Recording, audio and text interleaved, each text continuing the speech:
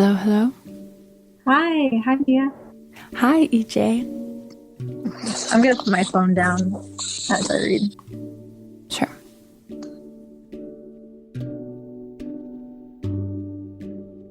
What love feels like.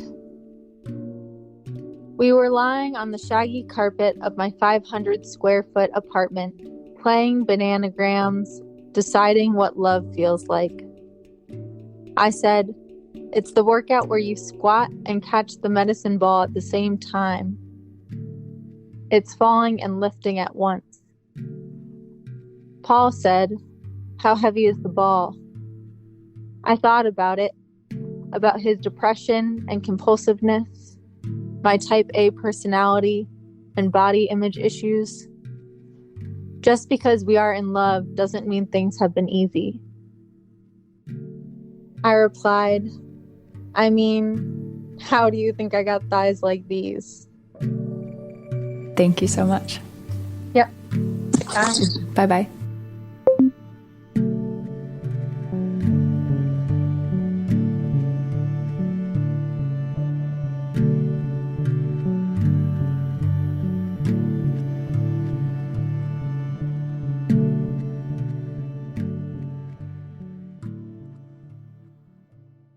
Dan, Mia, do you know what DTR means? I just tell me. It stands for define the relationship. I'm not that big of a Right. fan of the acronym, but it's something that's used fairly widely among people my age. Oh, right. I didn't know what it was either, but I was asked by someone else, oh, did you DTR? And I was like, oh, what is this? I'll have to Google this on my phone. It's like what people have always done with saying, like you're my boyfriend or you're my girlfriend, but putting it in new terminology, or is it something different beyond that? I think not. Yeah. I mean, it could be boyfriend, girlfriend, or it could just be like, what is this? Or, oh, are we a casual hookup? But it's about clarifying, hey, this is what we are, and we're both on the same page. Mm-hmm. We ran an essay years ago that had a line about divorce that had been passed down from this woman's mother, who said, the way to stay married is not to get divorced. Mm-hmm. And it's one of these simple lines that actually comes back to me fairly frequently. It's about love being a decision. Mm-hmm. That you're going to love each other. And sometimes that will come naturally and feel good. And sometimes that's going to be like a mighty struggle to remind yourself that you love this person and you need to act like it. Choose to be with them still. Yeah. And when you talk about defining the relationship, like that's really a beginning. Mm-hmm. You have to keep having those conversations and coming back to like, what do we expect of each other? Mm-hmm, mm-hmm. Who are we to each other? And where are we going? So defining the relationship, redefining the relationship. Yeah. So it's really not, DTR. It's not just at the moment. It's like an ongoing, it's like a subscription model that you have to keep re-upping year after year.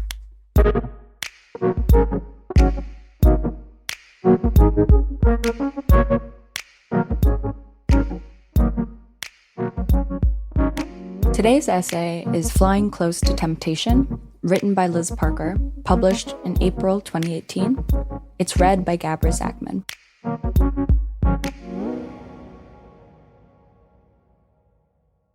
I always said I would drink again only if Sarah got cancer, which was my way of saying I would never drink again.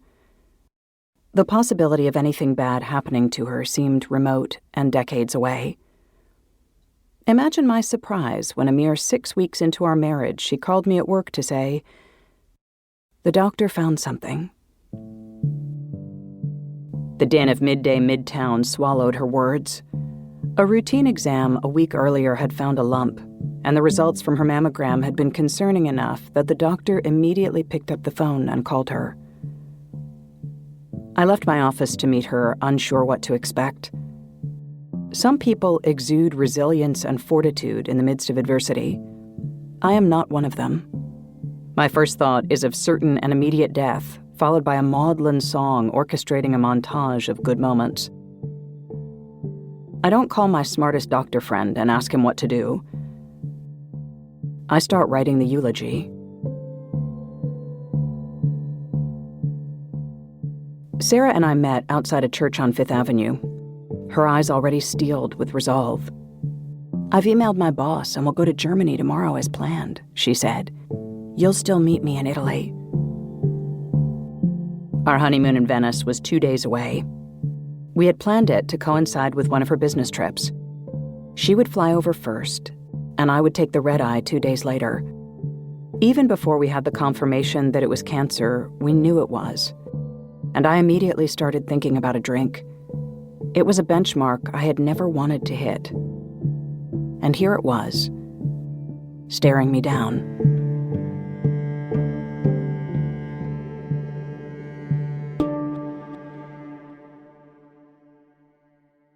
Sarah and I were set up on a blind date.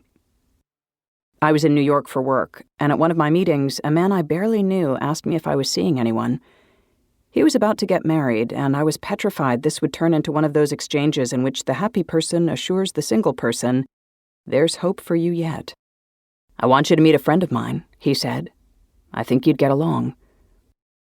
He swiftly arranged for us to meet that day. Later, I walked into a bar off Central Park and was shocked to find a gorgeous woman, complete with perfectly styled hair and makeup, waiting at the bar. This couldn't possibly be my date. Half of my head was buzzed, and I was hanging onto my baby fat in a not baby-cute way. She ordered a club soda with a splash of cranberry. I ordered wine. Twice. The first question she asked was why I had moved from New York. And for some reason, the answer that came out was, love. But not great love, because less than a year later I was dumped naked. She sat there politely, and I realized with growing horror that we were both picturing me getting dumped naked. "I live in a sublet in Long Island City," she finally said, "and sometimes I go grocery shopping at the Mobile Mart." She was as kind as she was pretty. I may have been dumped naked, but at least I could get myself to a proper grocery store. We left after an hour, and I went uptown, embarking on the exact kind of New York night that made me miss the city so badly. I assumed we didn't have much of a future. We were 10 years apart, shared no hobbies, and I drank. What fun could possibly come from sobriety? A few weeks into our courtship, started mainly because we kept responding to each other's emails, we were walking through Chelsea Market. Our hands grazed, and as I glimpsed up at the back of her head, I had this feeling deep in my gut that I would love her. Not in that moment, not yet. But I knew, in the way seasons change, that I would love her before this one ended. I asked her early on why she had stopped drinking, and she described feeling as if everyone around her had known to get on a train moving forward. But she was watching from the road as these people slowly passed her by. I took stock of my life. A new relationship, wonderful friends, a rewarding job. Drinking had not kept me off the train. My heart exhaled. Maybe I was safe.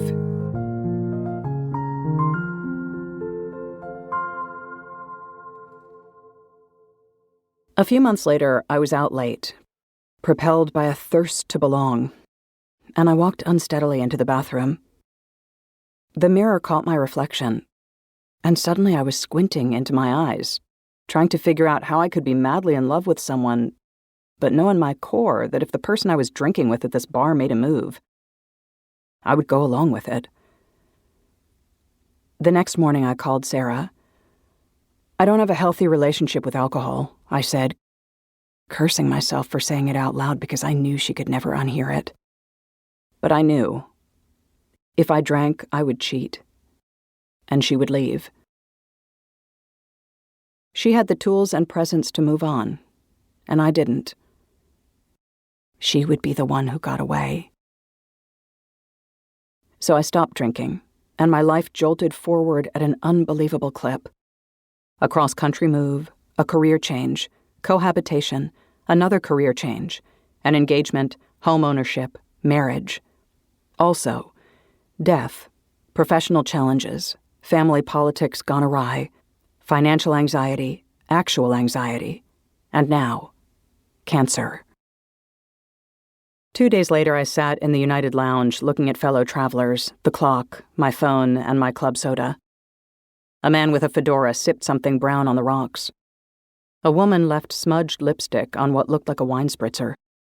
A little boy watched his parents drink, his eyes moving from her red wine to his beer, his head moving slightly between the two. I saw a young couple, honeymooners too, toast with champagne flutes. I looked down at my club soda. The ice was mostly melted. If I drank now, could I pause my life again? Could Sarah and I go back to that first summer when everything was still a possibility? I imagined the coldness of the Chardonnay leaving an imprint on every cell as it traveled down my throat. My back would loosen. My thoughts would get fuzzy in the best way. I could call an old friend, chat about mindless gossip as I waited to board.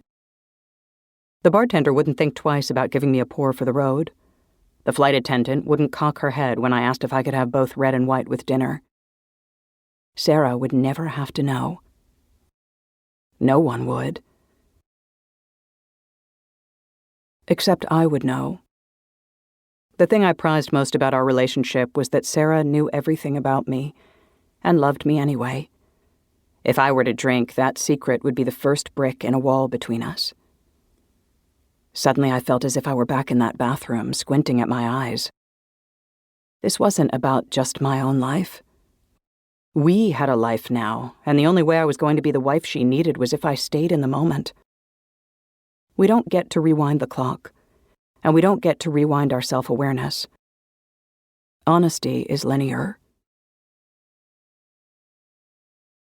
I thought about that night in the bathroom and how scared I was that Sarah might be really sick. For me to escape into drinking now would be to leave her alone. I watched the wall grow brick by brick. My stomach clenched at the thought of Sarah sitting in a doctor's chair, wondering where I had gone.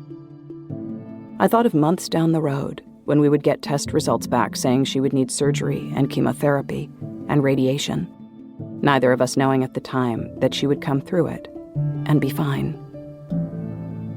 All I could see was Sarah reaching for my hand, and there I would be, locked up with my secrets, navigating a dark cave while wishing I had chosen the brighter path. A ding and a scratchy female voice announced that my flight was starting to board. I didn't want to escape, regardless of what may be hiding in the future. The flight passed unremarkably. I watched a movie, slept, ignored the wine cart at dinner time. And in the morning, Sarah was waiting at my gate in Milan, cappuccino and croissant in hand.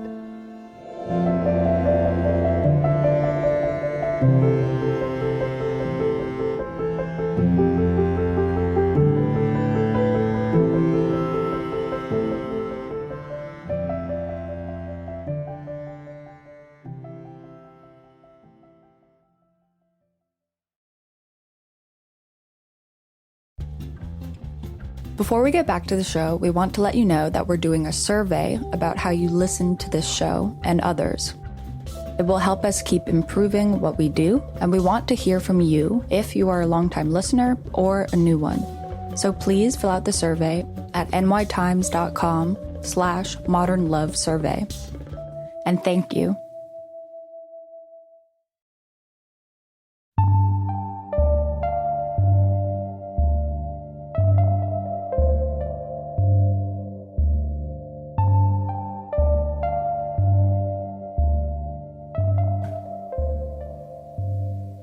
Hello. Hi. How's it going? It is good. It's great to meet you. How are you? I'm doing well. Liz, so your essay ends right at the beginning of Sarah's cancer diagnosis. How did it go from there? We got back from our honeymoon and immediately started, for lack of a better term, the cancer process. It was surgery, chemotherapy, and radiation from July until February. But she had a type of cancer that was treatable. And we could feel pretty strong and confident that she was going to be fine. So with the mortality tabled, it took away a lot of the fear that might have silenced us or served as an elephant in the room. And instead, we spent some time thinking, okay, what do we need to really get through? And we were surrounded by our friends in a way that was profound. They showed up every Thursday at 5 p.m. at Sloan Kettering for 4 months. It was incredible because what other point in your life do you have a group of 10 adults that committed? And while it was happening, our friends were going through sort of extraordinary times themselves. My best friend was pregnant. Our other best friends were in the process of adopting their niece. My dad was going through a career change, and we were living it together in a way that, without structuring it around Sarah's chemotherapy, it would have been a series of updates over dinner over several months. And I would never want anything bad to happen to Sarah. It's, my worst fear. But there was a tremendous amount of growth and love and connection that came through this experience. Yeah. That I wouldn't trade. Sarah and I talk about it a lot. We always will treasure it. And so you wrote at the beginning of your piece that you would only drink again if Sarah got cancer. And then, of course, Sarah did get cancer. Could you tell me about the conversation that you had with Sarah when you realized you had an unhealthy relationship with alcohol? So for the first 3 months of our relationship, I was in San Francisco and Sarah was in New York. And it was really easy to maintain essentially two lives, one with Sarah that didn't revolve around alcohol and one in San Francisco that did. I had this creeping suspicion that alcohol was a problem. And when I told Sarah, I knew what I was really saying was, I think I might be an alcoholic and I don't want to lose you because of it. I was basically looking down the tunnel of fights that couples have. I mean, fighting is part of life. Yeah. And every single one I saw involved me getting drunk and Sarah getting frustrated by it. And I thought, if I stop drinking, we're never going to have those fights. We can have fights about other things. Yeah. But we don't ever have to have a fight about me coming home too late or me going out or something that I knew was going to become an issue. And all of that tied into getting sober. And how did that conversation actually go when you told Sarah? So I'd been out late the night before and I slept late, and I called and she could hear it in my voice. She could hear the hangover. And I said, I don't think I have a healthy relationship with alcohol. It felt like eating glass while I said it, because I knew I could never unsay it and she could never unhear it. Yeah. And by saying it out loud, a plan had to be put in place. And to Sarah's credit, and I'm not surprised because she's the most generous person I've ever known, she gave me the room. She just said, okay, what might you want to do? And it was so generous because, she hand delivered me into the corner that knew it was time to stop drinking. But I didn't feel like I'd been pushed or bullied or pressured to get there. So when I did get there, it was like saying goodbye to my oldest friend in a way. It was like that sort of, it was such a maudlin farewell, and it's comical to look back on it because it's, just alcohol. So you had been sober for about 2.5 years by the time Sarah got sick. Were there other times during her treatment that you were tempted to drink? It was interesting because I didn't want to drink in the moment. I didn't want to pass the chemotherapy nights away by drinking wine. Mm-hmm. The epiphany I had in that United Lounge of, if I drink now, I'm going to ruin this. And knowing that it was the same epiphany I'd had in 2013, looking in the mirror, mm-hmm. that was real. Mm-hmm. It was a moment that I couldn't unhave. I couldn't unthink the fact that there was no way to get out of this. There was no mm-hmm. escaping it. And so Sarah and I just sat together. There are days in which you are on a ride of anxiety and your only choice is to hang on. Mm-hmm. There's no amount of willpower that gets you off the ride. And in that case, it's finding the people or the person that encourages you to name the feelings instead of immediately trying to fix the problem. It's finding the space where you're allowed to just feel it. Thank you so much for talking to me today. Thank you so much. Thank you, Liz. Bye-bye. Bye.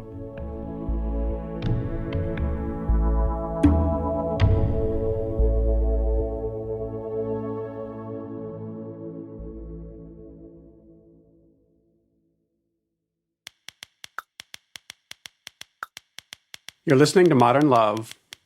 The show is produced by Kelly Prime and Hans Buetow and edited by Sarah Saracen and Wendy Dorr. Music is by Dan Powell. This week's essay was written by Liz Parker and read by Gabra Zachman. Our tiny love story was written and read by E.J. Schwartz. Special thanks to Julia Simon, Nora Keller, Mahima Chablani, Laura Kim, Bonnie Wertheim, Anya Strimian, Sam Dolnick, and Corey Sika, and also to Ryan Wegner and Kelly Rogers at Autumn. The executive producer for New York Times Audio is Lisa Tobin. I'm Dan Jones. And I'm Mia Lee. See you next week.